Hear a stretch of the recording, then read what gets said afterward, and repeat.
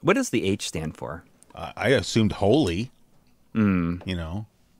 Yeah, it's like one of those things I've always wondered about. Yeah, no, it's a good question. Oh, okay. So Hey. before we get all into it, I got a few notes here, sort of follow up items from Sure. last time.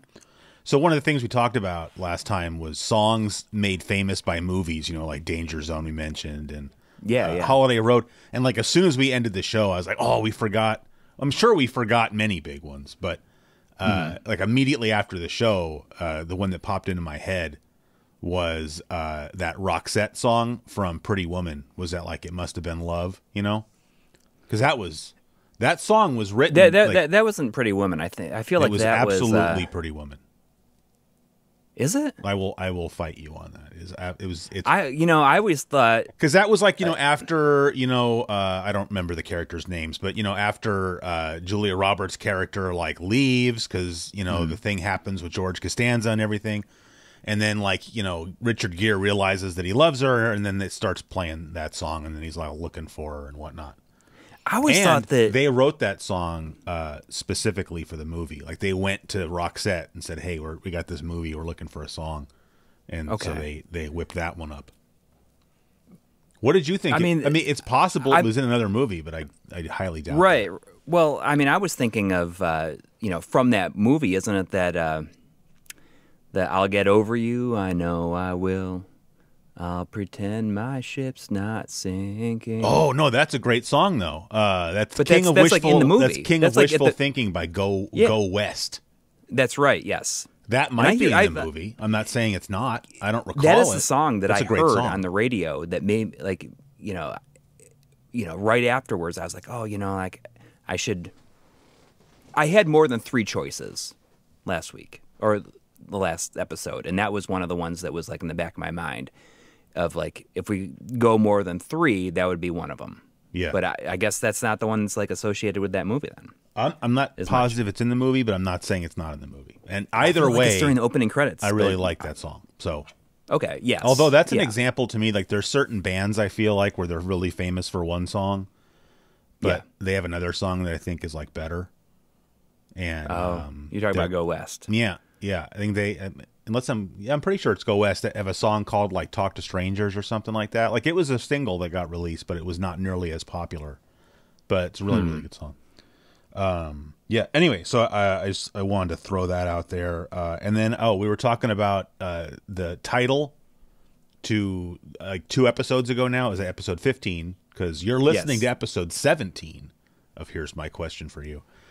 And you know, I mentioned the line, you know, I've got more hits than Sadaharu O, and then I mentioned that they kind of reused that line again. You know, I've got mad hits like I was Rod Carew, and I wasn't. I think I said I thought that might have come out of Intergalactic Planetary, and I was very wrong. That's from Sure Shot. Yeah, Which I is, saw the comments on that. Someone was saying, I think somebody commented on the video saying, "Oh, it's from Sure Shot." What are you, stupid? It's from Sure Shot. They didn't say that at all. They were nice about it. And then, I mean, that's kind of it, except that I just have like, yeah, no, hold on. We were talking about the 90s sort of one-hit wonders and flashes in the pan. Yeah. I got my little newsman notebook here. I wrote down a bunch more, but before we get to those, I got to say, you had thrown out the name Puddle of Mud. And when you did, I remember kind of like recoiling and going like, oh no, you know, like, and because they had multiple songs that ended up on the radio, but their most famous song was this song called Blurry that got played to death. And I just remember, you know, I was going to college at the time. You know, I'd already moved up here, and I was living with my roommate, who was also a friend of mine. And, you know, he got me into a lot of bands I didn't know about. Like, he was really into music. He had been in a band back in our hometown. And so he was more of a private music critic than I was. And like anytime that song would come on the radio, he would kind of make fun of it because a lot of the lyrics really are pretty stupid. Yeah. But for some reason, after like the same day after we finished the show, I went and listened to the song, and I have to give credit where credit is due. And say that the guitar, the clean guitar in that song. In the intro? Well, it's the intro, and then it goes through the verses. You know, and then when the Right. chorus comes, you get, you know, the Pat Finnerty scumbag tone power chords. Yeah. But the whole rest of the song has like this, I don't know, it sounds like it's finger picked, but with like a lot of harmonics. I have to say that sounds really, really cool. It does. So I'll give it them does. credit You know, for that. It's just too bad that the rest of the song is attached to it. It is, and you know, that got me a little bit curious, and so I looked up Puddle of Mud's. I don't know anything about Puddle of Mud, but I ended up reading their Wikipedia article, and I thought this was kind of funny. So, like, you know, this guy, the lead singer and guitarist, I guess, for Puddle of Mud is this guy named like Wes Scanlon or something, and somehow he got like a demo tape because like this band Puddle of Mud had been around for like years, and somehow he gets a demo tape to who else? Fred Durst. And who, as I said last time, I just wish he had just never been born. Like, I don't wish that he would die, because that's mean. But if he had just never been born, I don't think that's a mean thing to say. So he gets him the demo tape, and because I guess Fred Durst had like a record label, because, you know, who doesn't? And Fred Durst told him that he needed to fire his entire band. And so he just did it. So we did. He did. And that's, I guess, that's where the lyrics from this song come from, is that he was like by himself in a hotel room in L.A. because now he's in Los Angeles and doesn't know anybody because he fired his whole band and sent them home. That sucks, man. Can you imagine that? I mean, Like being like, I'm gonna fire all of you guys, you know, and it's like they probably weren't hired. Like they're probably all friends. right. It's like, hey, I have a chance to make it big. But you guys can't come with me. Yeah, you guys gotta So get go. out of here. Yeah, that's. I mean, that makes them like a bigger piece of shit than like normal. I Right. think. That's why I wanted to throw that out there. You know, it's like if I'm going to say like, oh, that guitar line in that song is really good, but here's why we should not afford any I mean, sympathy. but he probably didn't even write that. Like it was probably somebody else. Well, maybe, I don't know. I think he says he wrote it, but well, what else is he going to say? Yeah. Okay, and that's then so wrapping up about that, I just wrote down a bunch more bands. I just want to I want to throw them out because I want to see which ones you remember. I mean, that's all. Of And course. again, I did not look any of this up. This is just like I had more time to think about it, and I just started writing stuff down. Do you remember Semisonic? Semisonic? Yeah. Semisonic? Well, that's closing time. I mean, I Yeah. hear closing time like all the time on the radio still. Like they are making like it's a good song. It is a good song, and That guy looks kind of like James Vanderbeek. That's what I always thought. I would see surprise me all that much. the video on MTV and like, oh, I didn't know James Vanderbeek was in that the band. isn't the whole video like one like long shot. I think it might be kind of like Bittersweet Symphony was the same thing. It was one long shot of the singer walking down the street. And I'm not saying it, my recollection is it feels like Closing Time was one shot as well. I think Yeah. pretty good. Well, song. you know, they wrote that song, and that was like, you know, they probably knew at the time, like this is gonna hit big, and like every bar is gonna play this at the end of the night for like till the end of eternity. it's too bad they probably don't get paid for that though. You know, Probably like not if for a bar that, just but I pays mean, like it's still like I still hear it on the radio, and you know, like I don't listen to the radio a ton, Yeah. but a lot of times, you know, I listen to podcasts in the car, but you know, when my kids are in the car, I'll just put on 103.5, and then, you know, like that's pretty. The kids like that, right? Yeah. So, you know, like I hear it at least probably once a week that way. Wow. All right. I mean, they don't play it on the stations that I listen to, I guess, but if they did, I'd be like, oh, I would be glad to hear it. I'm saying It's got that great like piano in it. Visited from an old friend, you know. Yeah. This next one, they had a couple hits. You remember Everclear? Like some of these I remember because Oh my God. Like I wouldn't consider them a one-hit wonder. I mean, but remember, I Everclear- said it was one-hit wonders or bands that I felt like were just popular for that short span of a few years. Right. Yeah. I mean, I saw Everclear live. Oh, that's cool. Yeah. And that's another example. I think after they did like two like albums like back to back, they were maybe supposed to be like it was like Songs from American Movie Volume 1 and Volume 2. And I think after that happened, like the entire band quit except for our Alex Zakas, who was like the main guy. Yeah. Who's like had a pretty tough upbringing. So he, Sounds you know, like it but- from the lyrics of some of his songs, yeah. But you should listen to the entire album of So Much for the Afterglow. It's a really, really good album. All right. You'll have to remind me. Yeah. I don't want people to wait while I write that down. But And I I'll mean, check that's that one of out. the ones that people think of, because I think that people, like, I don't know if they think of so much for the Afterglow, but the one before that is one with like Father Mine and Santa Yeah. Monica on it, Yeah, which are the Santa ones that Monica. people like generally know. But Yeah. their follow up to that is, I think, is a much better album.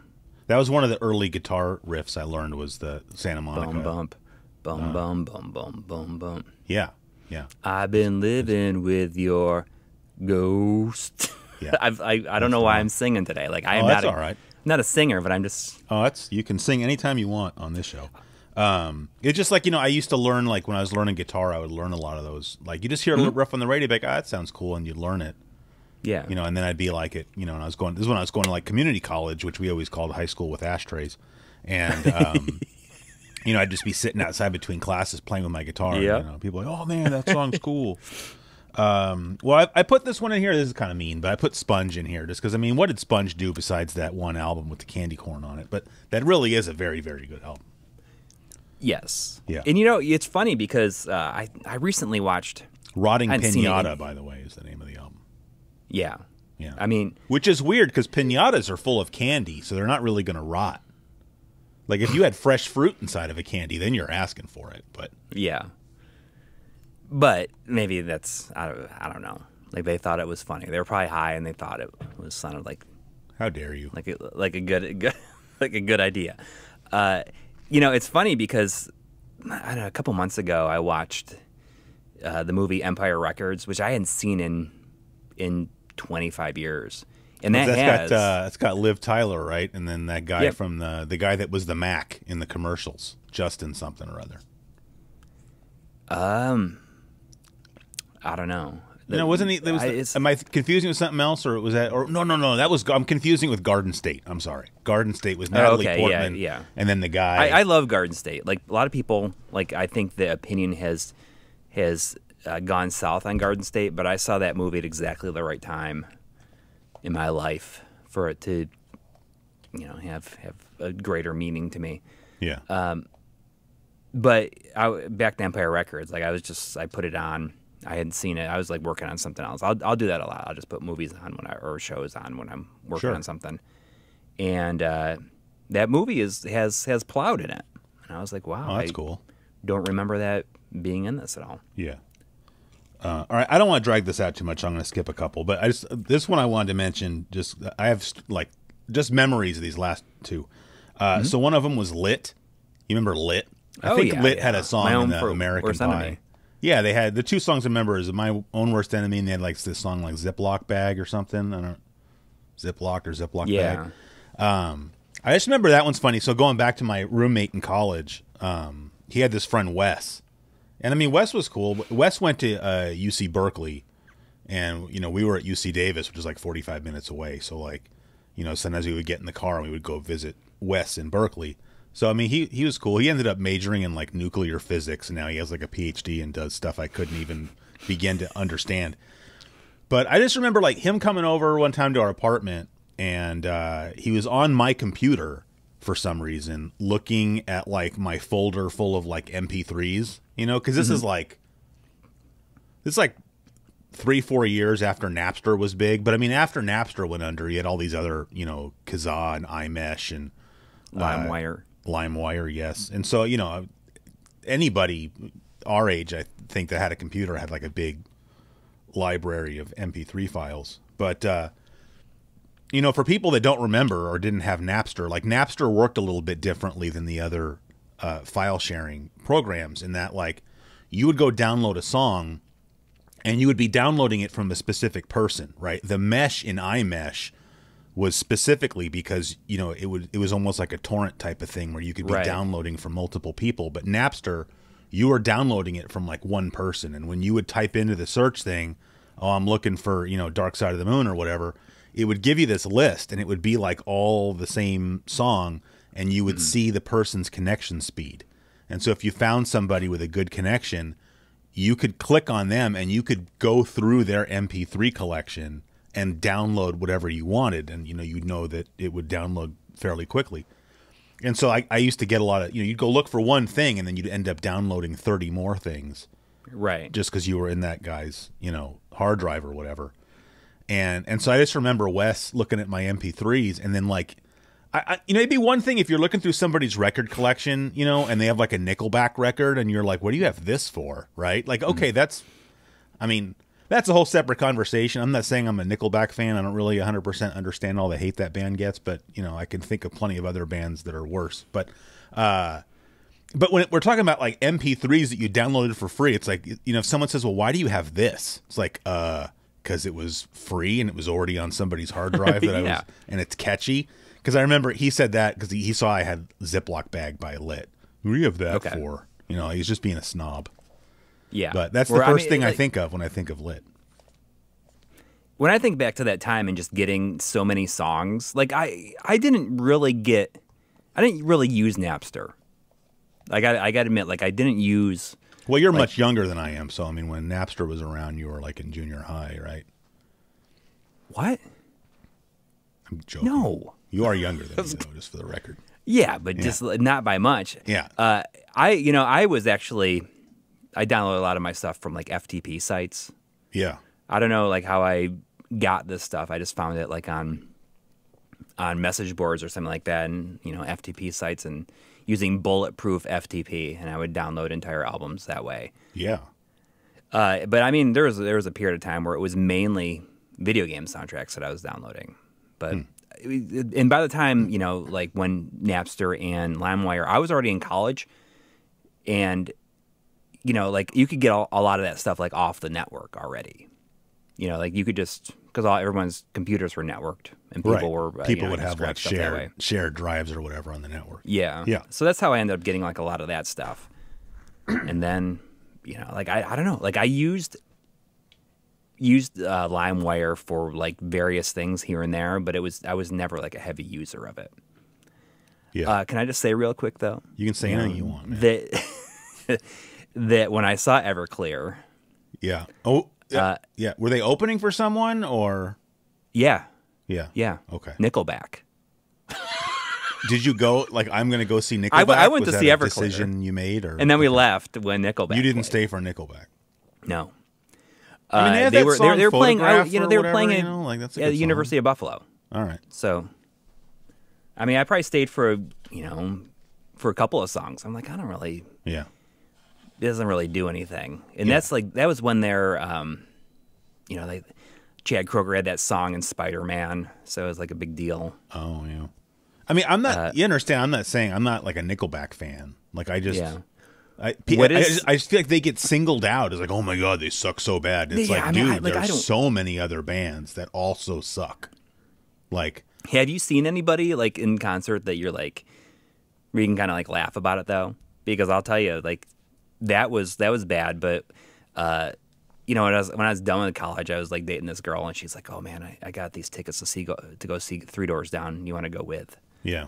And I went. And I was like, so I can say that I unfortunately have seen Three Doors Down. My wife really liked that album. Yeah, the one with Kryptonite on it. Or yeah, like I think if she watched that Pat Finnerty episode where he's trashing Kryptonite, I don't think she'd appreciate that. When that song was like big, I worked for the summer at Walmart. Huh. And back then they had like a kiosk that you could like scan CDs and it would play or CDs. You could scan CDs. Yes. And it would play like a sample. Part of a song or like a sample. Like usually like what's on a music video, and that was one of them that would play on there. And there's one part of that song that I know like the entire words to like this like snippet of 30 seconds of that song. Because you were just like scanning the CD over and over and over again? No, other people were. And when nobody's scanning anything... This was not like headphones. Like you could hear it every time somebody... Yes. Oh my God. Yeah. And when nobody's scanning anything, it just goes through the stuff. Yeah. It just like randomly plays awful. it. So an entire summer. I have something kind of similar to that just because when I worked at Radio Shack, I worked at Radio Shack in like the summer and fall of 1995. So... by that time, Radio Shack had stopped selling like their own computers, like Tandy 1000s and stuff, and we had this IBM Aptiva. That was like the only computer in the store because nobody goes to Radio Shack by that time anymore to buy computers, right? So Yeah. we had this IBM Aptiva that had its own little display right near the front, and it was running like Windows 95, and had a CD-ROM drive, and it's like, oh, it's a multimedia PC, and so it had just this demo that it just ran on a loop, right? But it was an audio-visual demo, and it had that Better Than Ezra song, like their only song, really. It was Good Living With You. Better Than Ezra is like one of my wife's favorite bands. Yeah. She's like, she talks about going to see him in concert, and she was like in the very front, and she talks about, we'll have to, whenever she's on here, she'll have to talk about it, because well, I mean, I don't have an issue with Better Than Ezra, but I'm saying I've gotten my lifetime's fill of that, because it was just like song. it was like 10 seconds of the song. Got a good bass line in that song. It was over and over again. That was, if I'm not mistaken, that was that the first song? I think that was the first joke that Norm Macdonald ever told on Weekend Update, I think. I want to say. It was about that bass line? No, about that song. Oh. It was either that, or it was the first joke of like the new season of the show or something. He was on Weekend Update, and he was talking about like the college radio charts. And he's like, coming in at number 1 on the college radio charts, Better Than Ezra. At number 2, Ezra. It writes itself. Yeah. I always think, you always hear jokes like that, and it's so obvious, but it's like you have to have, it's like reading Far Side cartoons. It's like some of those things are such obvious observations, but none of us make those observations, and that's why you need because it's so obvious. People like go right up. I guess. I don't know. And then so the last one I have on here, and this is just a funny memory. Like, and before I even say this, I just want to make it clear, I love my mom very much, but whenever I hear this song, it always reminds me of my mom, and not really in a good way. So you remember the band Local H? Oh yeah, I saw Local H. They had that song "Bound for the Floor." Great guitar riff in that too. Right. See, I liked that guitar riff because it was like you had to play. I don't know if Local H didn't have a bass player or something, because sometimes you'd see bands that would do stuff like this, where like you're basically playing the guitar part and the bass part at once. Because like you're playing the same high strings, but you're moving your fingers around like the E and the A string, like doon doon doon doon doon doon doon doon. And so I was playing that. Like I had my guitar set up out in the living room, and it was an electric guitar. I was playing that in the living room, but at a reasonable volume. And my mom comes out there just to tell me, like, she's like, that's literally the worst sound. That's the worst you've ever sounded. And you're like, Mom, you just don't get it. You keep it no, copacetic. but it's just like that's how my mom, that was a very my mom thing to say. Like I would go see my because we live with my grandma, and like I'd go sit in my grandma's room and talk to her sometimes, and she would say things like, wow, I can hear you playing the guitar, down the hall. I can really tell that you're getting better. You sound good. Like my mom would never say that, but I could be playing Bound for the Floor, and she'll be sure to let me know how awful it sounds. But that's it's funny because I hung out with members of Local H like maybe I want to say like 5 years ago. Really? There was a short period of time where my cousin was dating the main guy, the I don't want to say lead singer, but he's like in the band Helmet. Like kind of like a hardcore band. I mean, you're familiar. Have you heard of Helmet? Oh yeah, I got a quick Helmet story when you're done with this. Well, they were playing here in Newport, and my cousin knows that I live here, and my brother was actually like in town, and it's like, oh, he's I can't remember what his name is. It's like it's silly. Like I mean, I should know what it is. The Helmet guy. But the yeah. Okay. And they said, do you want me to put you on the guest list? You can go see, because they're playing with Local H and Filter. Filter? And I'm like, yeah, and it's like literally, it was Shouldn't like Filter be like the headliner? We could walk on that? there. Like, it was like, yeah. I mean, this was, Filter was like no the headlining band. Oh, were they headlining the show? Yeah. Okay, good. Sorry, you made it sound like they were like the opening act or something. So they play at this place here in Newport called, I think it's called Thompson House. It's this gigantic house, obviously. And the thing is it looks like kind of like a mansion on the outside, but you go inside and the whole thing is like hollowed out, and it's like a concert hall inside of it. It's kind of awesome. Like, it's been around for a long time. So we went there, you know, we watched Helmet and Local H, and my cousin was like, oh, you know, like I let him know that you guys are there. You guys should just go and, you know, like, we go to talk to security and they'll let you go and you can hang out on the bus with them for a while. So we did, and like we watched like half a Filter set, and then we went and hung out with Helmet and local H. Yeah. And the whole time they were just like talking about how like insufferable, like I can't think of what his name is, like Robert Patrick's brother, the lead singer in Filter. Robert Patrick is the guy who was like the T-1000 in Terminator 2. Wait, that's his brother? Yeah, they're brothers. I didn't know that. Yeah, I can't think what his name, like his first name is, but their last name used is to be in like Nine Inch Nails, like their touring band. Yeah, I think so. Yeah. So, and they just like talked about like how like they like have not enjoyed this tour at all. Yeah, because I guess he was like a dick, like the whole time, and it's like a prima donna and everything. Well, that's pretty shitty. Yeah, and it's like, I mean, honestly, like Filter hasn't been relevant in years and years and years, you know. Yeah. Although, Take My Picture is a great song. It is a great song. Very good song. Only Way is the Wrong Way. Good song. I don't know that one. I mean, if I heard it, I might know it. Oh, it was in a Hummer commercial. But I mean, it's a good song, but I don't know if I ever heard it on the radio. It was in a Hummer commercial. It's on that mix CD I was talking about last week in my car. I have The Only Way is the Wrong Way on there. I think I might have Take My Picture also on there. Yeah.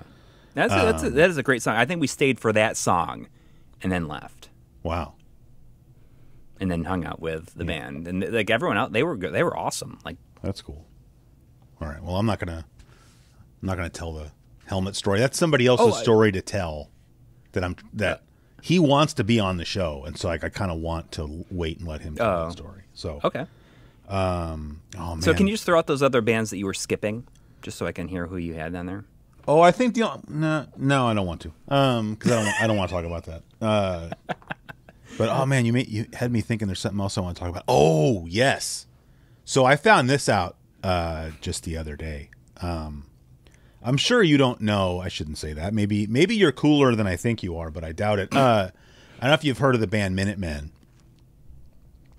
I've heard of them. Yes. Okay, so Minutemen. Well, I'm not going to go. Minutemen are awesome, but one of my all-time favorite albums is a Minutemen album. But their careers got cut short because the lead singer. Well, they're only a 3-piece band, but the lead singer died like in a freak van accident. Like he was sleeping in the back of a van and it crashed and he got thrown out of the van and killed. But I don't know how this even came up, but I was at the record store the other day and there's this young lady that works at the record store, and I think she overheard, I think for some reason the assistant manager was talking to me about Minutemen, and she mentioned that she was reading a book that had at least a chapter talking about them and the tour that they went on with REM. And I was like, yeah, that was their very last tour. Like he died right after that tour. That was their last tour, was opening for REM. And she was saying in the book that it was talking about how like the guys from REM were like complete dicks to Minutemen. Like they would throw food at them while they were on stage. They had like the stage taped off where like you're only allowed to be on this side of the tape. So like you can't be anywhere near like our stuff. And like it made me upset to hear that, just because like I know REM's cool and everything, but like, Minutemen, like I'd rather listen, well, I shouldn't say that to you, but I'd rather listen to a Minutemen album than an REM. I get it. Personally. I get it. Like, it's always disappointing when you hear the people that you think are. I mean, I wonder if they. And especially this would have been in like 1984, so it's not like REM were like with like giants at all. Exactly. Yeah. So it's like, I don't know. That was very disappointing to hear that. It makes you wonder if I wonder if they remember that and they're like, man, that was like such a horrible way to act.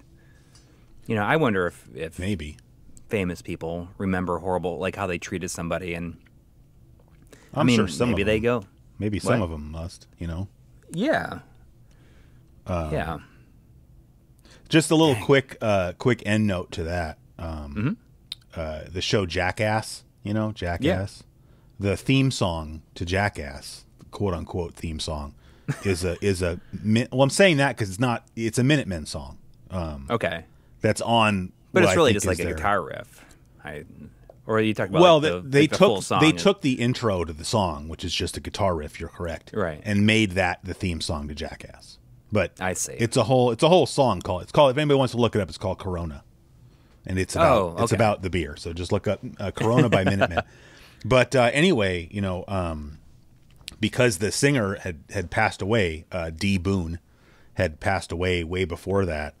The other two surviving members of the band, they took all the money that they made in royalties from Jackass using Corona.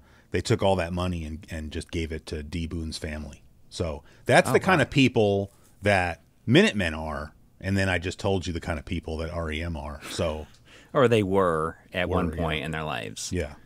Yes. All right. That's all I had to say about that. But can we briefly talk about football? Absolutely. Okay. Because, we didn't get to record at whenever we needed to record, I guess, to talk about. I'm not going to go through and like replay what happened 2 weeks ago. Mm-hmm. But, I know that, Cincy is like your backup team. You think is that a fair statement? Yeah, for sure. Okay. They're your backup team. And of course the 49ers are my only team really. And, they both got bounced out of the playoffs, on the same day. And, right. I was really looking forward to the NFC Championship game because that really should have been like a, Clash of the Titans kind of, Niners versus Giants in the 1990 NFC Championship game kind of battle that I was looking forward to. And then, of course, the Niners Cinderella story quarterback gets knocked out of the game in, I think it was the Niners' first drive. And, he was playing exceptionally well. You couldn't ask anything more out of that kid, when he took over. But he was the third string quarterback. And so, they didn't really have,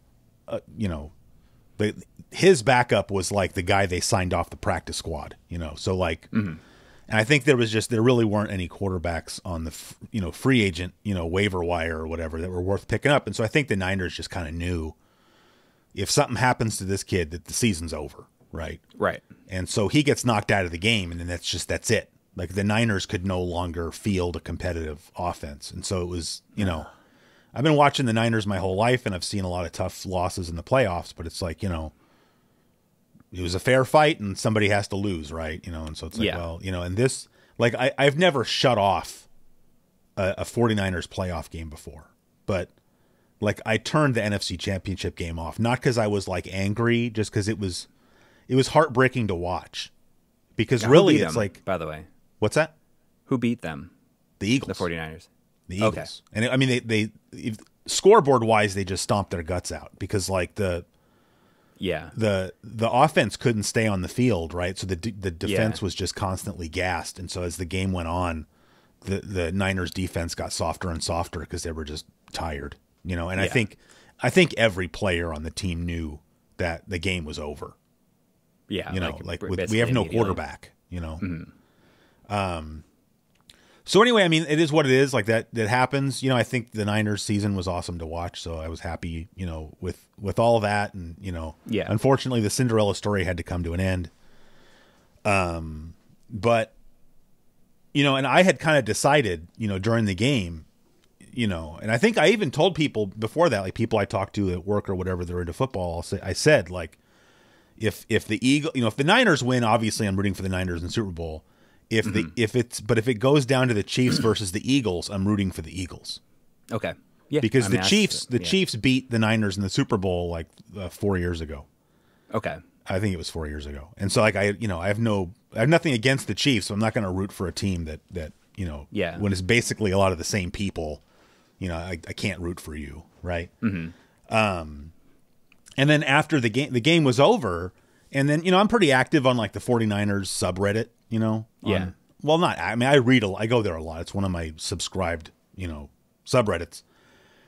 And there were so many Eagles fans coming in there and trolling that they had to like shut the sub down for a few hours because you just had all these trash fans coming in there, Yeah. acting like their team had done something, right? Like you basically got handed a free pass to the Super Bowl. See, mute button. I know. You're gonna have to trim that. I'm not. I'm not trimming anything. That's more Okay. work than we put into this. It's fine. Everybody understands. You're getting over being sick. Yeah. I mean, the Eagles got a free pass to Super Bowl, not by anything they did. It's not like the play that knocked Purdy out was dirty. It wasn't. It's just like it happens, and it happened. And once it happened, the Eagles got a free pass to the Super Bowl, right? I mean, it happens. And so when these fans come into the sub and start just it's like your team is going to the Super Bowl, and your first thought is, oh, I'm going to go into the opposing team's subreddit and rub their noses in it. When it's not like, if the Niners had stayed healthy and they just got their gut stomped out by the Eagles, then I guess I could see where somebody might be tempted to do something like that. Like, oh, this was supposed to be like the clash of the ages and your team just totally choked. Like, okay, fine. But that's not what happened, Right. And so as soon as that happened, pretty much everybody in the subreddit was just like, oh, well, we're all rooting for the Chiefs now. Because like not even because of the Eagles team, just because of the Eagles fans, Yeah. And so that's what we did. But then the other game that day, the Bengals and the Chiefs, Yeah. had Ended very controversially. right, had some pretty questionable officiating there at the end. And I remember the play that the Chiefs ran where it was a third down, they didn't make it. And then the official came in and was like, we were trying to stop the play because there was something wrong with the clock, right? And so basically the Chiefs got like a do-over. But I also remember later, I think it was later in the game, that there was a sort of a call, like a ticky-tack call that went the Chiefs' way that basically handed them the game, right? I don't remember what the call was, but because I just remember thinking to myself, you can't call that in that situation, right? Like, Yeah. you have to be able to situationally officiate a little bit and be like, dude, like that's going to determine the outcome of the game. You can't call that unless it's like super blatant. And I missed all that because the game I think started before, like during the live stream. Yeah, you were streaming, so you missed it. Which you should just be glad you missed it because you might not have been happy. But I watched it and I just thought like, gee, it's just it's like a recurring thing I feel like in the last few years where like these officials, the day after the game, we're talking about the officials instead of talking about these two great teams playing each other. And because I remember that happened was the year before last, the Giants played the Dodgers in the baseball playoffs, and that's like Giants versus Dodgers is the oldest rivalry in North American sports, right? It's like if you're a Giants fan or a Dodgers fan, it's like Yankees versus Red Sox kind of stuff, Right. But because we're in the same division, you don't see each other in the playoffs really, right? And so for us to play in the playoffs against each other, it was a big deal for all the fans, right? And it was the divisional round, so it was a 5-game series. It went to 5 games. And then, the Giants were down by a run or two. It's the bottom of the 9th, 2 outs. I think it was Wilmer Flores up to bat. I don't remember. It doesn't really matter. He's got like 2 strikes against him. And then the pitch comes. He checks his swing. And the first base umpire says, oh, nope, that was a strike. You're out. Game over. And it was it was really on the line. Did he swing? Did he not swing? It was real close. Yeah. But bro, it's game 5. It's the bottom of the 9th. It's 2 outs. It's 2 strikes. Let it go. Like, let the teams play, Exactly. And because the day after, it's all we were talking about was, oh, how could that first base umpire call that in that situation? And it's like, we shouldn't be talking about you, bro. Like, we should be talking about, oh man, the Dodgers really, they got it done. They beat the Giants. What a great series that was. Yeah. And so like it was the same thing after that NFC or the AFC rather championship game. Like, we're talking about, oh, how could those officials have made those calls in that game? And then I saw, like, I don't really watch his show, but there's that guy Pat McAfee who has like a, it's a podcast, and it's like, I think it's like the most popular football podcast out there. I mean, Pat McAfee was the punter for the Colts, which normally a punter would, they fade into obscurity fairly easily, but Pat McAfee's got the kind of personality where he absolutely should be on TV or something. So he started this podcast, and it's very popular. And he did this whole show talking about, or at least a whole segment of the show, talking about how much more common the narrative is becoming online of these games being rigged. Right. Yeah. And how, like, yes, the games are not rigged. I don't think the games are rigged. I don't think anybody who can think reasonably. But they try to, like, it's thinks maybe the games being are nudged in one way or another. No. He's saying he doesn't think that's the case. But the thing is like you're giving people fodder to think that. Right. Yeah. Oh, the NFL has this narrative to, that they want, and so like they tell the officials, like, hey, if you can like do this or do that, you should. And like, again, I don't think that's true, but it's just like, he basically blames it on incompetent officiating, which is 100% what I think it is. But you're not doing yourself any favors because you're feeding this whole conspiracy theory online. Yeah. That the games are rigged, right? So then we flash forward to day before yesterday was the Super Bowl. Now, I had decided I just didn't watch a Super Bowl. Like, for the first time that I can remember, I just said, I'm just not going to watch it. Like, I'm not watching because I'm rooting for anybody. At this point, I'm watching because I want to see the Eagles lose, because of what I already said, because I don't want their trash fans to have the satisfaction of getting a Super Bowl victory. By the way, speaking of trash Philadelphia fans, there's a video going around on the internet of them flipping a car over before the game. Like, we're going to get this done now, and then, it's Philadelphia. They're going to riot, it's going to be a happy riot or it's going to be a rage riot. After the game, there's going to be a riot. But they flipped a car over before the game started. Like, I don't know, man. Anyway. Really quick, I do want to, like, I didn't know any of this about all right. Yeah, you got the Eagles. You got some thoughts? But I only wanted them to win because their head coach is from my hometown of Jamestown. Nick Sirianni. Yes. That's cool. It's just kind of a cool thing. It's like isn't his second year or something like that? Something like that. Yeah, he's But he's from the same town I grew up in. Which is kind of cool. Like, it's kind of a cool, Well, my neighbor's the same way. Like, my neighbor was rooting for the Eagles because the quarterback, Jalen Hurts, went to the same college he went to. Oh, cool. Yeah. When you don't care about either team, you got to find something to hang your hat on and say, well, like, this guy or that guy. Like, I didn't even think about the fact that, Andy Reid is the coach of the Chiefs.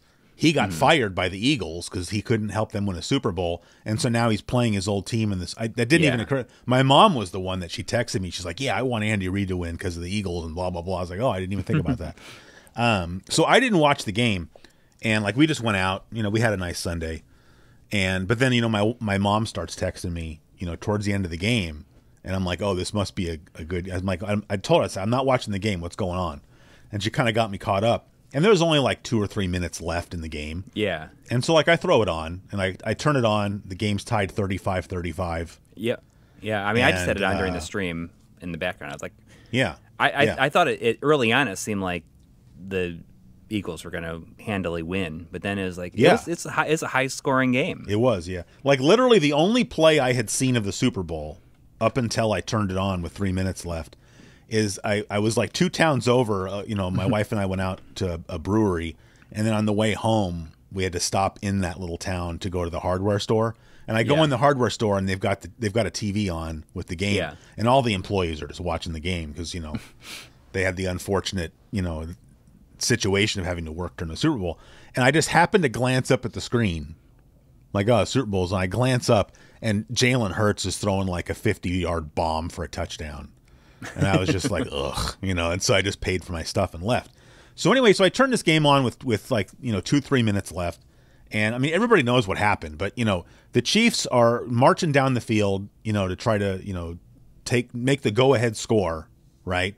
They're on like the Eagles' like 15-yard line.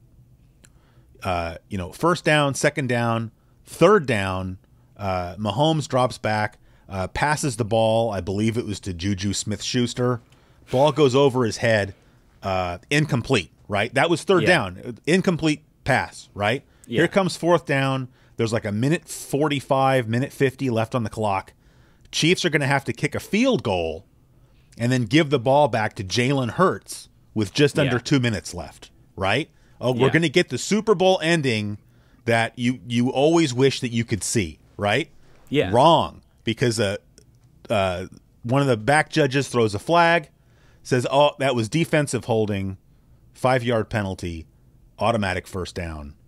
And the Eagles only had maybe 8 seconds or something like that. Well, because the Eagles had like one timeout left or something. So calling that and giving them a new set of downs meant that the Chiefs can run the clock down. Yes. And then kick a last-second field goal. So and you look at the play, was it holding? Yeah. He tugged his jersey. Technically by the book, that's holding.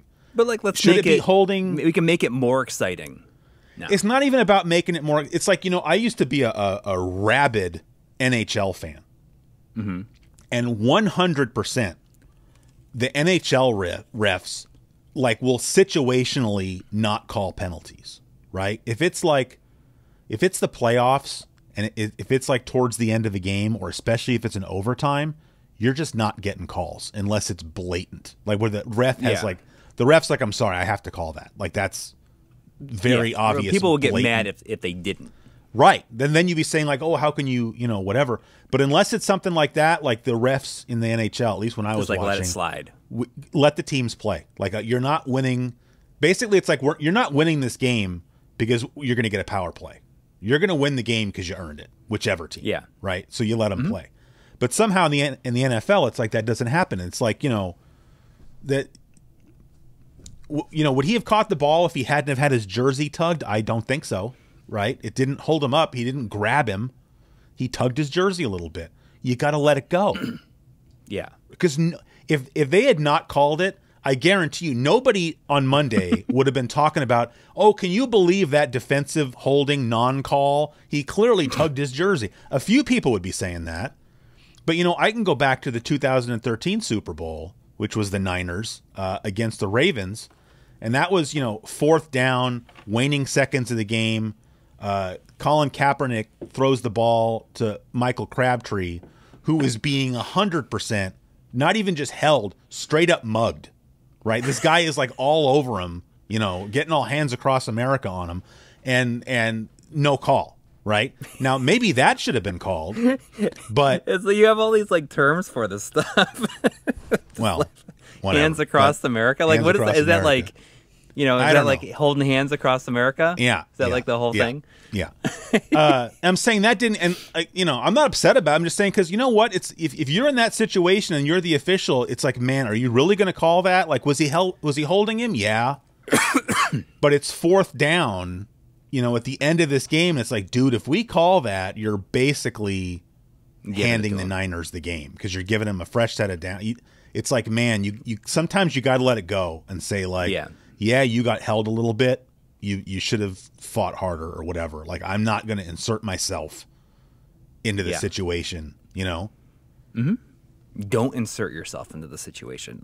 Nope. And it's the thing is, it's America as a whole got robbed of seeing what I think, I don't know what would have happened. I'm not saying the Eagles would have gotten the ball and marched down the field and scored, but they did their job. They held the Chiefs to what should be a field goal attempt.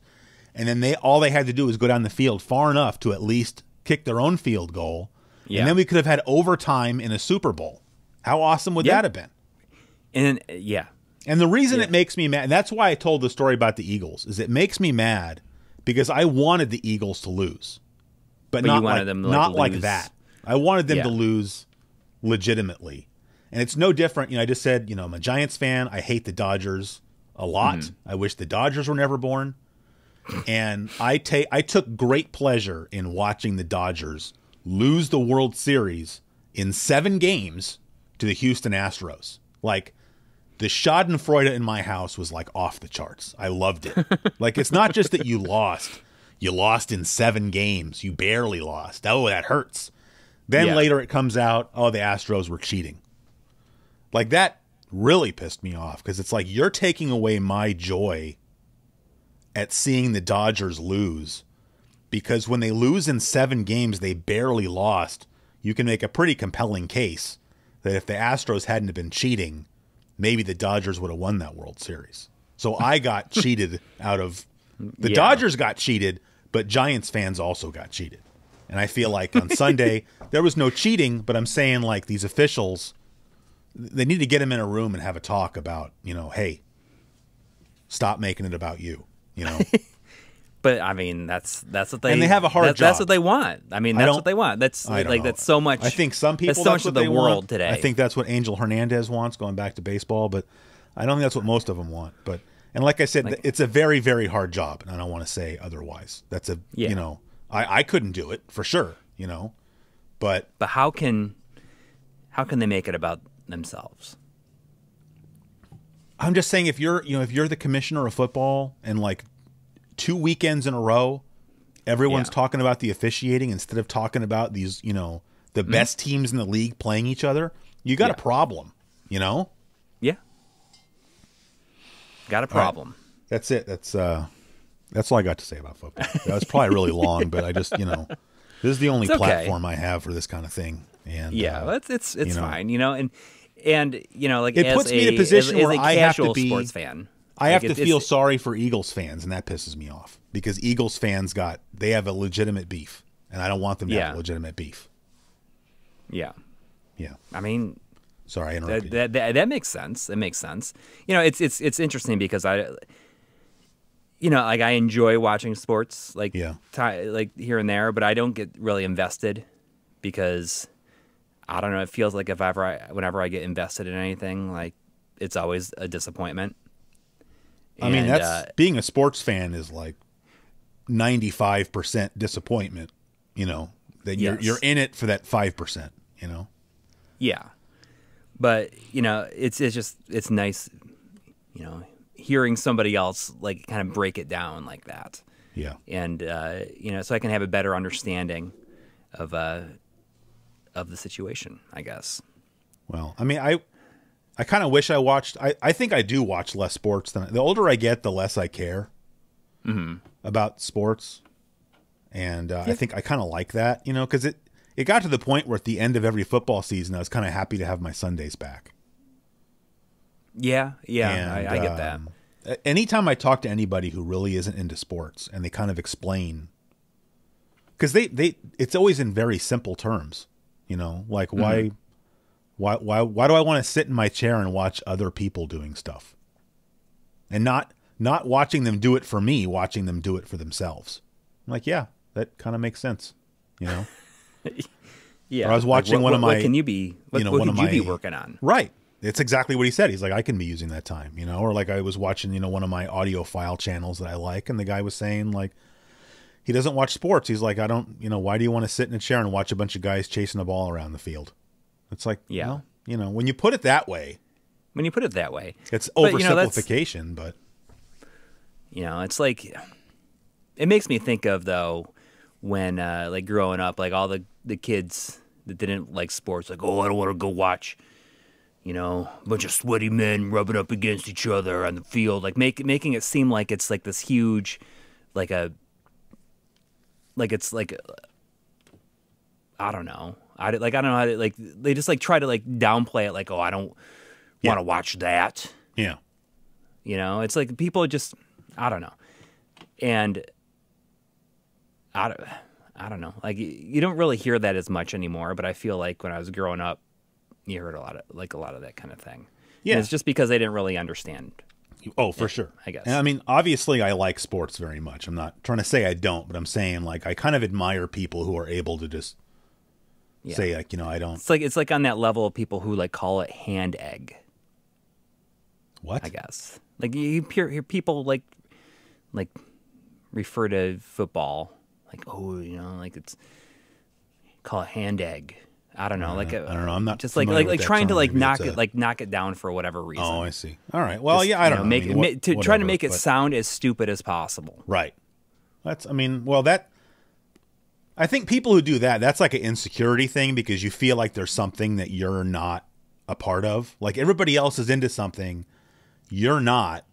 And so you're going to try to like, drag it a little bit to make yourself feel better. That's different, but Right. people who just say, yeah, I'm just not into that. It's no different, not to bring this up for the 10,000th time, but it's just like, me getting rid of my TV. It's like, okay, we're not going to watch TV. I got other things that I could be doing that, if you... But you don't need to bring it up, It's like, or you're not going to like make fun of people that like watch TV or watch... No, absolutely not. But I'm saying my whole thing is like I can spend the afternoon sitting in a chair watching baseball, football, some TV show.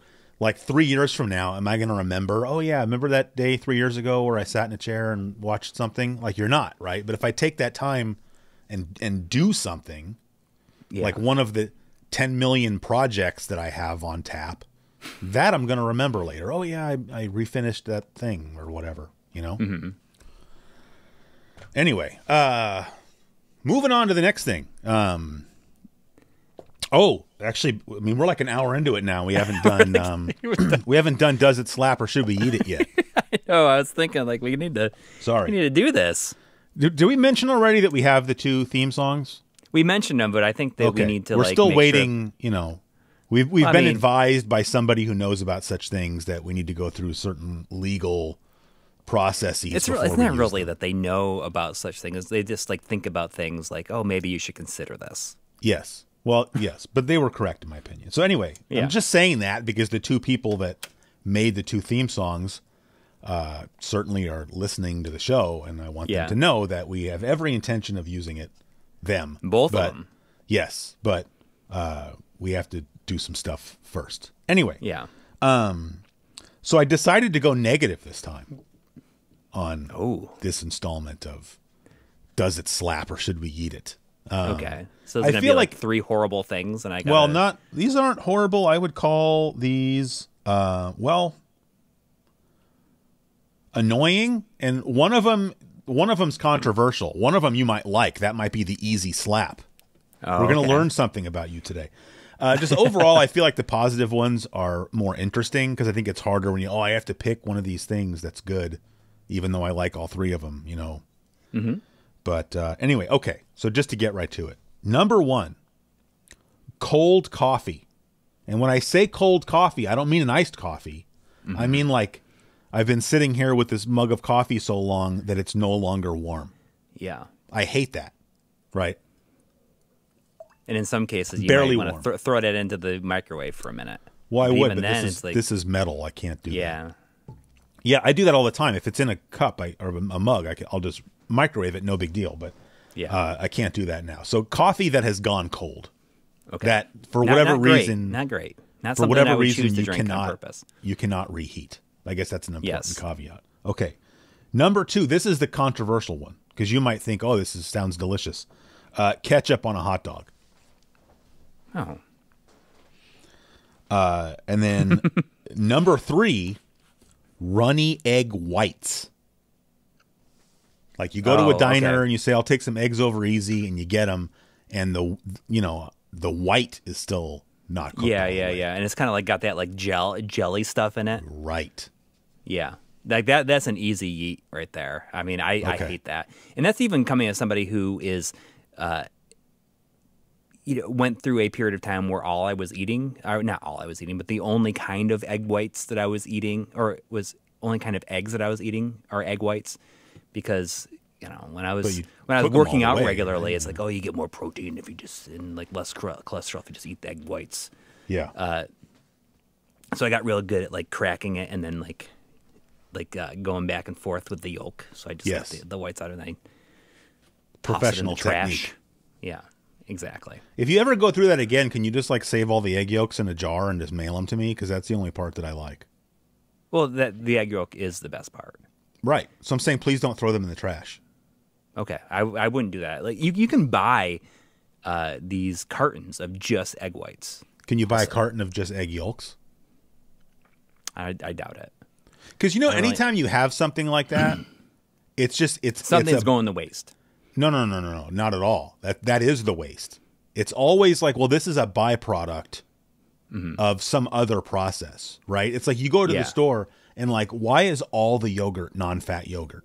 Because like they're using the fat to make half and half, to make whipped cream, heavy cream, cream cheese, sour cream, right? There's plenty of places for the fatty part of milk to go.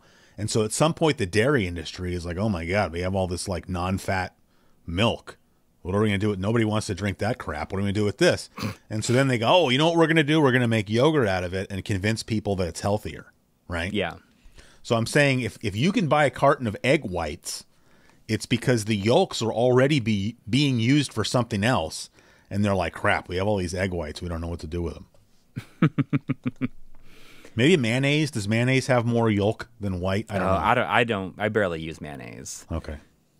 All right. Anyway, if we can. So, okay, you've yeeted the eggs.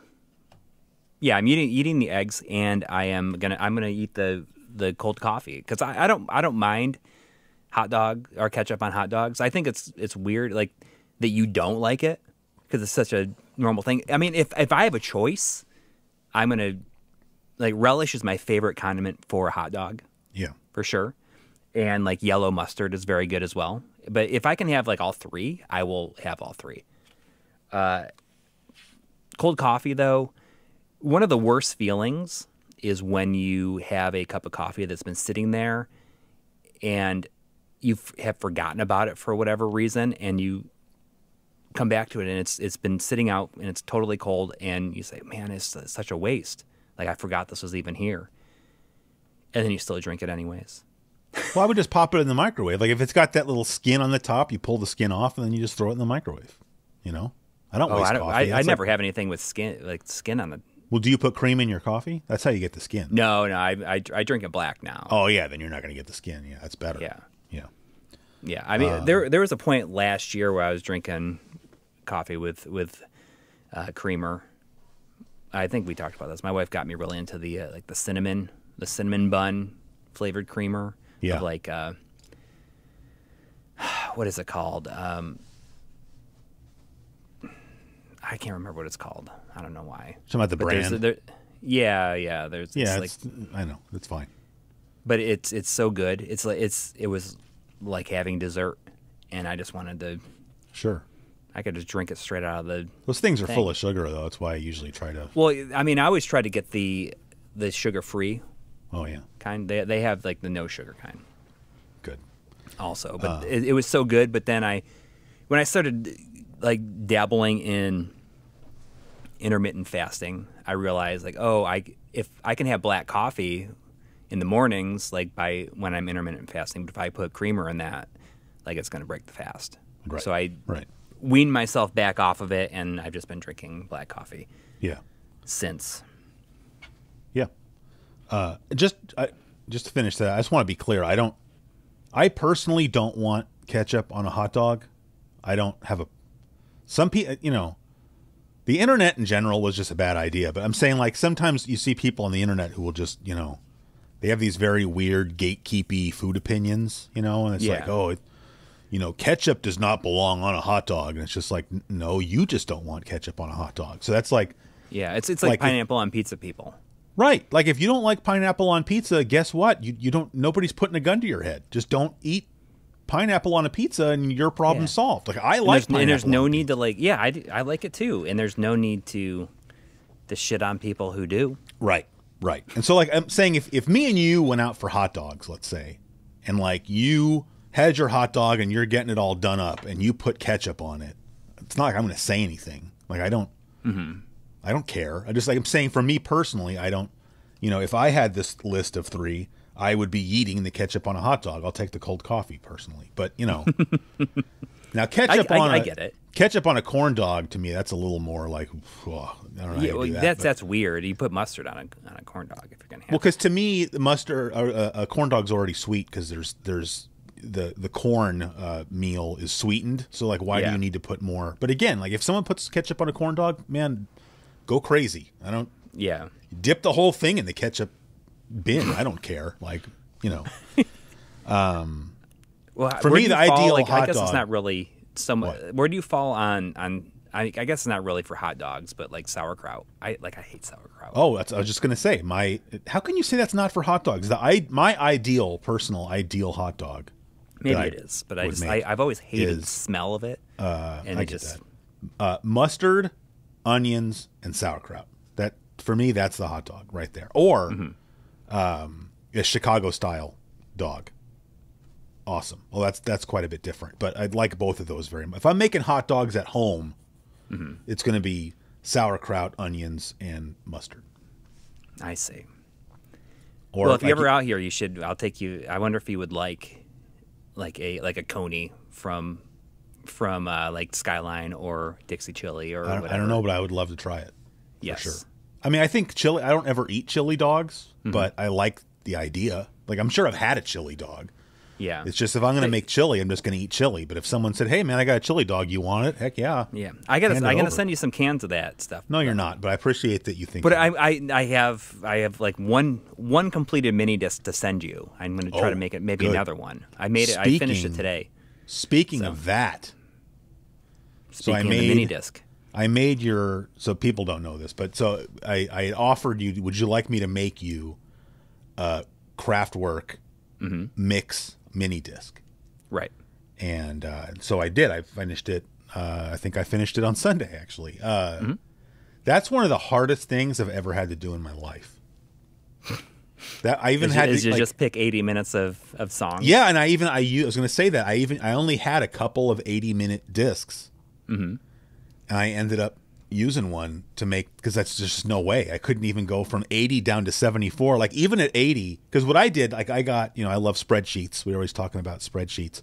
I got my spreadsheet out and I just started putting like, okay, here's like the essentials. For somebody that is not familiar with Kraftwerk, here's like some essentials, right? And I made that. And then next to each one, I put the running time of the song. And then once I was done, I added them all up. And, like my heart sank because it was like, it was over 90 minutes. Like, oh man. So now I'm going to have to make some tough decisions. And how many songs are there total then? I think there's like 17. Is that right? No. That's pretty I think there's 14. I mean, I think there's 14. But the thing is, some of their songs are pretty long. So like the very first song on there is like 12 minutes long. So it's already eating up. Yeah. And that's a abbreviated version of that song. The original version of the song is like 22 minutes long. But this is like a 12-minute remix. And you got to really get in there, and you can do like a fade out at the end, right? So that takes the way you had to do that. Yeah. You have to be present and listen to it and. I was sitting in front of the thing the whole time. Yeah, because I when I did the math, it was like I literally had like 2 or 3 seconds to spare. Because like an 80-minute mini disc is really like 81. It's like 80 minutes and like 58 seconds or something, right? Right. And this was like 80 minutes and 56 seconds. But I'm like, well, there's probably going to be a couple seconds of dead air at the end of these songs. And so if I sit there, as soon as the meters go down to 0 and I can't hear anything, hit stop. And I can buy myself a few seconds with a lot of the tracks that way. So that's what I did. But, but yeah, that was rough. So you did that, and I made you a Sigaros. I know, I'm excited. Which is it's 11 songs, but the difference is that I have this deck that has a CD player and a mini disc built in, and if you want to copy a song from one to the other, there's just like a copy it button, and it will go back to the beginning of the track that whatever you're listening to, and then it will record for that song and then stop recording when the song is over. That's nice. So it does not have like the fade out or anything. And there is a way to fade out, but I don't think that you can do it when you're using that feature. And Some of this stuff is only possible to do if you have the remote, and I don't have the remote for it. Yeah. So I was Same kind of here. limited, and I was kind of figuring it out for the first time. Yeah. Well, like my deck has a recording level knob.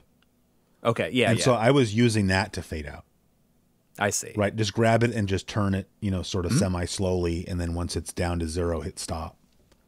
I wish that I had something like that on mine, and there's a roundabout way that I could do it if I wanted to, because this deck has analog in and a Toslink? optical digital in. Yeah. So you could record to either from either source. And I was thinking about I could even take I have my turntable running into it, and I could record that, and you can boost the audio on inputs on the recording if you need to. I was learning about it, and it's very fun to do that kind of thing. And I was able to name the disc. I didn't name each track though. No. Did you name every track? Of course. But okay, to be fair, my mini disc deck has a PS2 jack in the front for a keyboard. Oh, okay. So it's really easy. If you have to sit there and use that little dial, that's a pain in the ass. So I don't. Yeah. But maybe you send me the disc, and maybe if you send me the list of the track names, then I'll name the tracks, because for me it'll be easy to do. You can go ahead and I don't like not having them, because even on my little player it has a little screen on it. My little portable. So yeah. I like being able to do that though, and knowing the name of the song and stuff, or the name of the album. I call mine Cigaros CC Comp. Because I don't know how long the name can be. I don't know if I could put the Corey compilation. You have to look in the manual. Like mine, it's 100 characters, but I don't know if that's just the limit of the file system that a mini disc uses or whatever. But, yeah. But I'll ship that out because Troy and I both got these printers because we sold those M2 documentary discs, and you use the money to buy printers. What's that? You use the money to buy printers? No. I mean, we got these thermal printers, these little thermal label printers. Oh, okay. And they were like $30 off. Oh, so they were like $100. So you can use them print. to package the discs. You're saying? Yes, he packaged the discs in these envelopes, and then I thought you were saying you made money off of those things, and you both ran out like little kids, like, "Oh, we're going to go buy printers." And I was like, "That seems like a weird thing." The printers were $100 each. Okay, for each of us. And you just buy like a roll of like the shipping labels. Yeah, and it just it doesn't even use ink or anything. It's all like heat based, and it just puts it on there, and you peel it off, stick it on. Yeah, and we both got these scales, like these digital scales. Mm-hmm. And now I'm thinking, with the combination of that, I basically never have to wait in line at the post office ever again. I'll just do everything here and then just drop it. That's what I do. And I'm like, I don't have a thermal printer, but you can buy it's a 8.5 by 11 sheet, and each one has 2 shipping labels on it. Mm-hmm. Because if you buy a shipping label from the post office, it's literally a half a sheet. So you can print out the label onto the sheet, peel it off and use it, and then take that sheet and just turn it around and stick it back in the printer.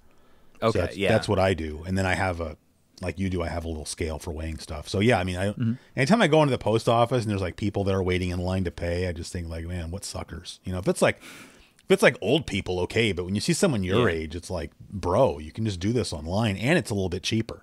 It is, yeah. And now I'm just excited to ship stuff because I want to try it out. Oh, and it's fun. That stack of labels, they're just like sticker labels, and it was like $25 for 500 of them. It's like, that's a pretty good deal. That's a better deal than the ones I buy, that's for sure. Yeah, I'll never have to do it again. And so I'll ship you. Okay. I should get some cans of stuff. So of the Dixie chili or the Skyline chili, or maybe I'll get one of each. Okay. And send them to you, and then I'll also put the mini disc in there. I'm excited. Or maybe I'll put 2 mini discs, because you were talking about maybe making another mini disc that's like PC Engine shooter music. Oh yeah, do you want me to wait? Because yes, I'm gonna make. I'm gonna make a mix. That's the next mixtape is going to be the PC Engine CD shooters. I already have all my PC Engine shooters sitting in front of my stereo upstairs. Yeah, because I just need to do it. I mean, would you want something that's similar to that, but like a different kind of theme to it? Sure, I could. Because I was just thinking about if I can record directly from this things I can do like stuff directly from hardware if I wanted to. The way that my things. You know are set, what would be like, awesome? What's that? Should I try doing that, or does that not make sense? Like, the Mister has the optical out, and you could send that right into the optical in the mini disc deck. Oh my god! But then, like, if you're right. But if your CD images are like compressed, then I don't think you're gaining anything by recording it digitally. So, although I don't care. Like I want. There wouldn't be any like noise. Actually, that would still probably be a cool way to do it. And I can absolutely do that. Yeah. You know what I did? Because I'm sorry. Like I'm just like on this whole other tangent because this is something that Try and I have been talking about. Like that it would be fun to do. So that the Mister uses the .chd format for the for CD based systems, right? It's like the compressed. What it does is just re-encodes the music in FLAC, I think, to get the get it smaller. Oh well, if it's FLAC, that's supposed to be lossless compressed, so right? That would still be good. So I went through and I downloaded these a huge archive of .q and bin game soundtracks. And I compressed them all to .chd, and I dropped them on the Mister. Yeah. And you can load those in like the Sega CD core. But then it'll open the CD player interface. You're saying? Yeah, you can just like in the Sega really CD cool. interface and just play them. Wow. Like they're like audio CDs. And what's even cool is like Try kind of experimented with this a little bit. He took multi-disc soundtracks, ripped them into that format, and then you can combine them. And you can make it big long one. Yes, that's not like multiple discs. That's very cool. Yeah, he was going to do a video on that. I don't remember. I think now it's like all out there now, so someone else is going to make it. But I doubt it. But it's you should. kind of That's it's just a fun idea, right? Yeah. Where you can make these like multi-disc soundtracks as one big long file or one big long audio CD that you can play in that interface. Yeah. And like I love the Sega CD interface, like the CD player and stuff. Yes. That was my first CD player, so I have like this nostalgia for it. And like you can mess around with different audio filters and stuff, low pass filters and stuff. Now, I want to mess around with that now. That sounds really cool. Yeah. Because I can take one of my audio. It doesn't have to be a game style. I'll just go take one of my favorite albums or something and rip it as a bin queue and then you can drop that in there as CHD. That'd be fun. Yeah. And then I can use that I'll record that onto a mini disc. I probably won't do that, but that'd be kind of fun.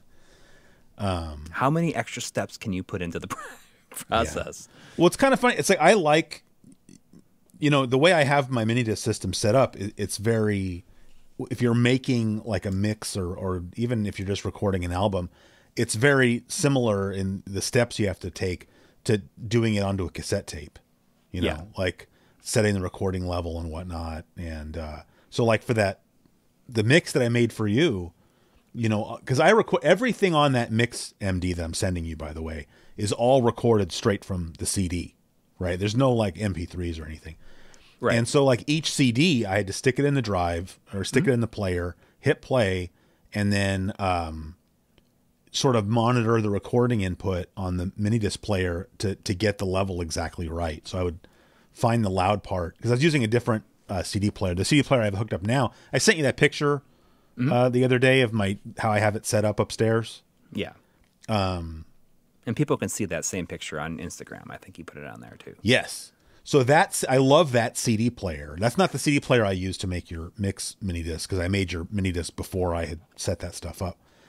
The CD player I was using, I have like the original Sony Discman. Like I don't remember the model number, but it's the original, like very first portable CD player that Sony made because that was my first CD player. Although by the time I got it, it was, I got it many years later. So it was like an obsolete, I didn't care. I was like, yeah, I have a CD player now, but when I had it, I didn't know that, this is the original, it was just an older CD player. But anyway, it's very limited in its features. Like you can't even, like search through a track. You know what I'm saying? Like you can skip ahead and back, a track 2, track 3, track 4, but you can't like fast forward like a minute into the song. It doesn't have that ability. But the CD player that I have that I set up there, it's like, I think Sony specifically made this CD player for people that were going to use it to make cassette tapes.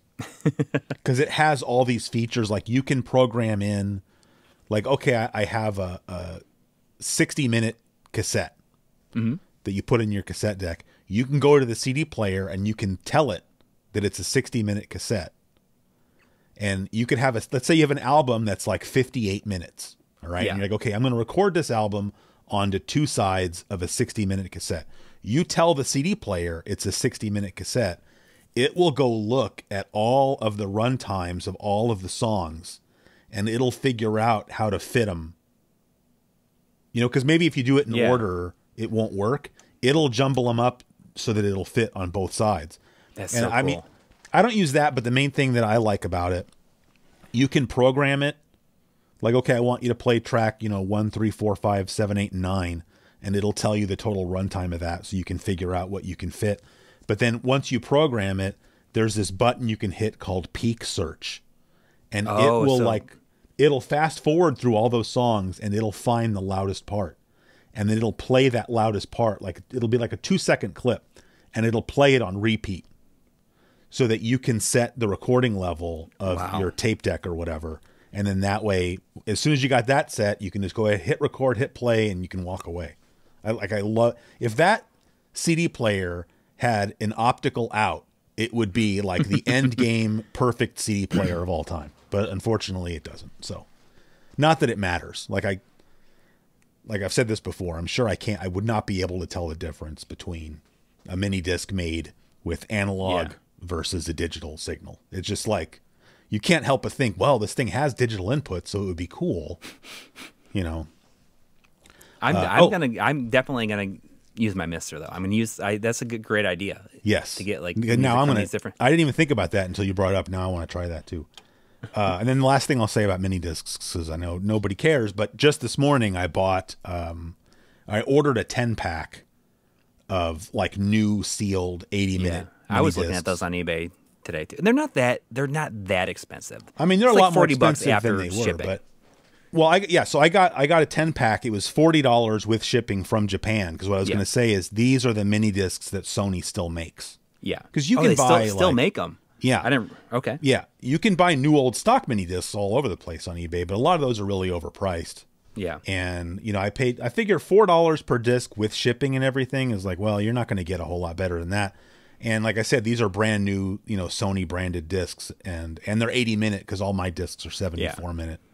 So I have like 2 or 3 80-minute discs, and I used one to make your deal. I didn't realize those are still like being made. So that's really cool. So you don't have to worry about that. Like $40. You know what the good thing is you're spending that money. That means that you're going to be very deliberate with what you do with them. It's not just, hey, Well, plus, I mean, it's mini discs. You can record over them as many times as you want. Yeah. It's not like you're wearing them out. So, like, right. Go ahead and make whatever you want. And then if you realize, I'm not really listening to that one, just erase it and put something else on there. So, yeah. But, I'm looking forward to those coming. So, it's funny because I've got a pack. When I got my mini disc deck, good Lord, make more noise. I got the mini disc deck from my coworker who got it from his father-in-law straight from Japan.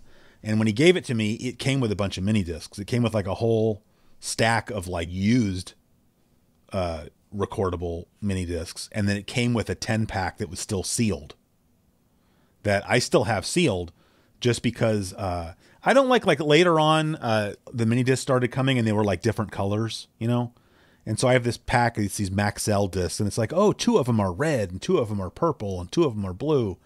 And I'm like, I'm not.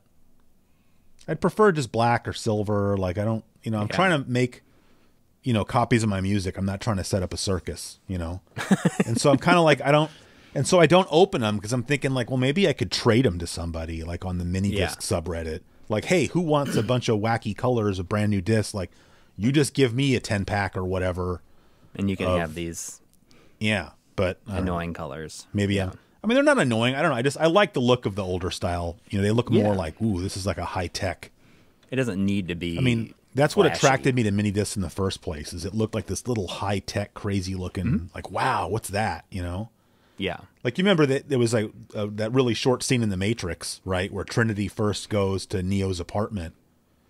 and Neo gives her like, oh, here's this data. I forgot what it even was. Like a Mo disc. Oh, no, thing. it wasn't. That wasn't Trinity. I'm sorry. It was somebody else, some guy that had hired Neo. Never mind. It was not. It's the guy that says, it's asks if he wants like mescaline or something like that. Maybe. And like, wasn't that the one where fly. that was the person that had the tattoo that said follow the white rabbit, right? Or The had the girl white does, rabbit because his girlfriend had it, yeah. Right. Anyway, I'm misremembering. But anyway, the point is, it was like, here's this data, but it was on a little mini disc, and you're like, whoa, it looks really cool. Yeah. And so when you take something it's that the carriage that's like is what makes it cool. Yes. Otherwise, it's just it looks like a GameCube game. But yes, it's the little cartridge that it's in that makes it look neat. But so I'm saying, when you take something that I was attracted to specifically because it looks really like, this crazy high-tech, high-end thing, and, you put clown makeup on it, it's like, for me, it just kind of lowers the cool factor. So yes, I don't really like, I have one mini disc that's like teal that I got from somebody, and it's like, You could dub it to something else. And then I'll use it for something, like, maybe I'll send you the PC Engine shooter mix on that, because that would look kind of cool, actually, I think. Yeah, something like that where it's like a one-off thing. Yeah. Would be cool. Anyway, so that's an hour and 25 minutes. I'm going to give you the option. Do you want to cut it now, or we could do like one listener email? Let's do an email. Okay. Let's do an email. I have it. I have the emails loaded up here on my. Do you want to just go to the oldest one that we hadn't read yet? Yeah. Because I just feel like these people have been waiting forever,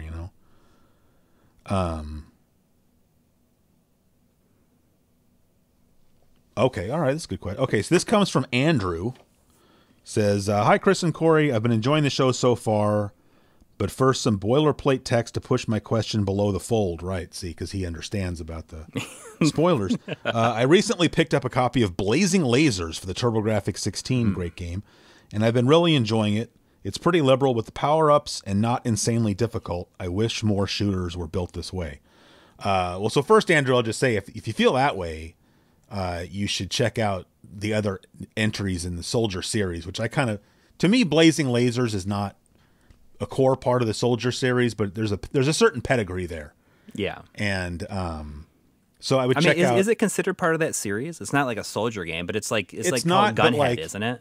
It's Gunhead, yeah. But I mean, when they came out with Superstar Soldier, like they were gonna call it Blazing Lasers 2, right? Oh, so interesting. I mean, yeah. Like to me, like the sort of the Soldier series universe on the PC Engine, I would include Blazing Lasers, Nexer, and Star Peroger as sort of like not main entries in the series, but they're sort of like yeah. They're like not a main entry in the Star Wars, but it's like Rogue One, like Blazing Lasers. Write this down. Blazing Lasers is the Rogue One of the Soldier series. Okay. You heard it here first. Okay. My main problem, I just want to say, my main problem with those games, I feel like the levels are way too long. See, I feel when I play games like the Strikers 1945 games where the levels are just like silly short, I hate that. Yeah, well, I don't like that either, but like I want the levels taking you on a journey, Yeah.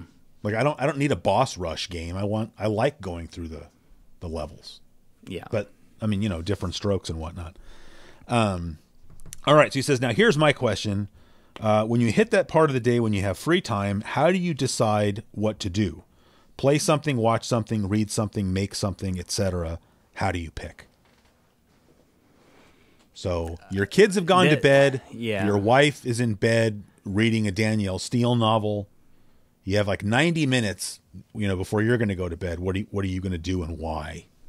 Well, that's a really good question because I don't really have any rhyme or reason to it. It depends on if I'm playing a game, if I'm close to finishing it, or I'm like really into it, that is what I'm going to choose to do.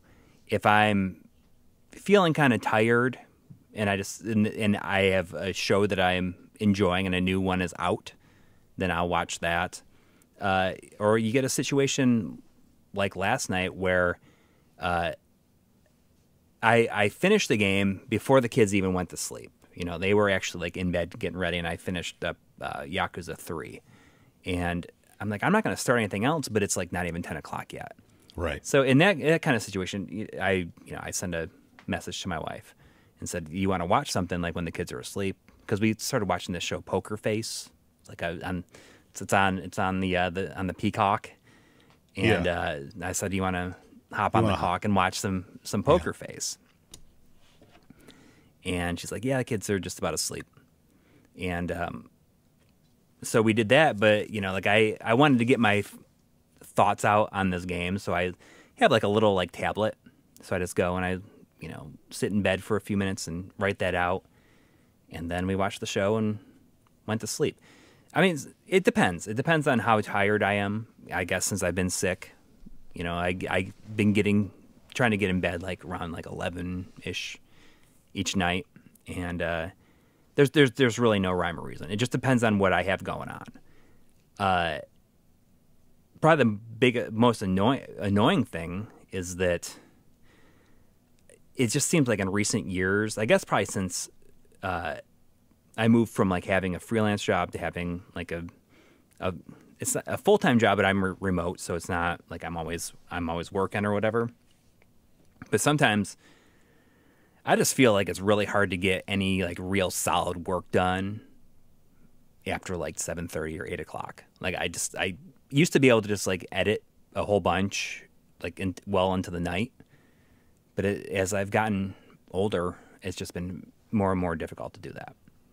I feel the same way. I used to. If I was working on a show, I would edit until like 1 a.m. if I had to, and like I just feel tired now.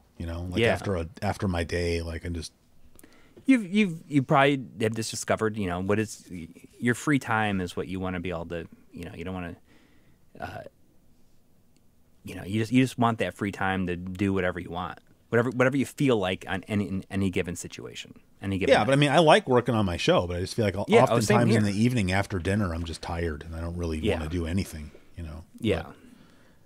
Trying your brain is to break just tired by the end of the day, like that. Right. Trying to break that habit, but yeah.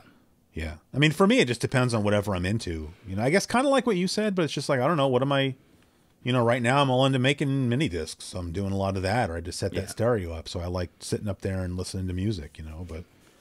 I mean, I got up and I made that disc for you this morning at 7:30. Look at you. But it's nice because you just champion. like, I could just use the copy it and then I do other stuff. I've been recording all these. I have this huge bin of old VHS tapes. You can kind of see them behind me a little bit right here. Oh, yep, I see it. It's so many VHS tapes, and I've been just recording them all. I have an old computer over there. Home movies or something, or is like a lot of these are from my grandma's house, and she just like had them in this bin, and like they were down at my dad's house, like in Florida for a long time. And they've like made their way up here, and some of the stuff is stuff that she had. It's just like off-air recordings of stuff. Oh, like there's like an 8-hour tape. It's basically the US 8 network, like recorded from on a Saturday night from like 7:30 until like 3 in the morning. You might be able to pull us some cool commercials and stuff off of there. Well, exactly. But that includes both movies from a Gilbert Gottfried era USA Up All Night. Oh. And, there's definitely people out there that want that stuff. So I'm just going through and seeing if there's anything worth recording and using this. Like I have an old computer over there that has a capture card in it. Yeah. And I just like play it in a VCR here and it just goes over there. I don't have to tie up anything like my regular work computer. So I just got done recording something that's like 6 hours of MTV, like in 1999. Where awesome. It was before, I think I probably started recording because there was this like making the music video for REM's The Great Beyond, which is the song that they did for the Andy Kaufman movie. Yeah. With Jim Carrey. And it was on in the evening and I was probably going out someplace. This is probably like a Saturday night or something. And I just like put the tape in, started recording, and went out, and it has like a full episode of like the Tom Green Show, has that making of the music video, and it has a full episode of Love Line. Oh, nice. And then it has like hours and hours of music videos. That's cool. So I just got done recording that this morning because I did. It was like it was like 6.5 hours long. So I did 4 hours yesterday. And I'm like, this is still going. So Yeah. I did the other bit this morning, and then I'll send it to you if you want to see it, if you want it. But it doesn't have. It has a Rage Against the Machine concert on there. Yeah. I'm not even a big Rage Against the Machine fan. Never have been. Okay. So I don't know how we got on that, but Yeah. we did. Yeah. All right. Well, is that it for today, in your opinion? I think that'll do it for today. It's Valentine's Day. Happy Valentine's Day. Yeah, This episode I is 2 forgot. days late, by the way. We didn't address that. So sorry to the people. Because today's Tuesday, but I mean, this episode won't be out till tomorrow. So it's going to be 2 days late. But I think Yeah, it's okay. it is what it is. I don't think that there's anybody out there that feels betrayed about it. I mean, nobody said anything. I mean, we got, like I said, we get about 1,000 people per episode. And like, I haven't seen anything on the Twitter or anywhere else like, hey, where's the episode? So I think, Yeah. people are understanding. It'll come out when it comes out. I don't want to make that a habit, but sometimes stuff happens. Yeah, exactly. I mean, we're going to have to record another one this week because I'm going to be gone next Sunday and Monday up in Columbus for work. Okay. So. No problem. All right. All right. Anyway, that's going to do it for episode 17 of Here's My Question for You. The show's almost old enough to vote, or as many Almost, episodes. yeah. If each episode is a year of its life. Right.